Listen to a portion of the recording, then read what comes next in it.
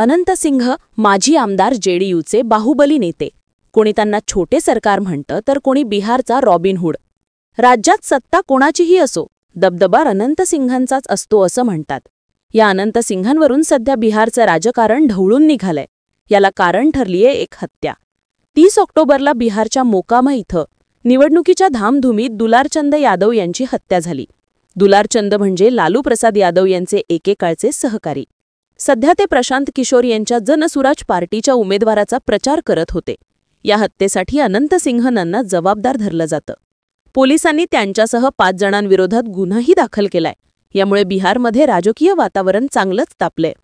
दुलारचंद यांच्या अंत्ययात्रेला प्रचंड गर्दी झाली.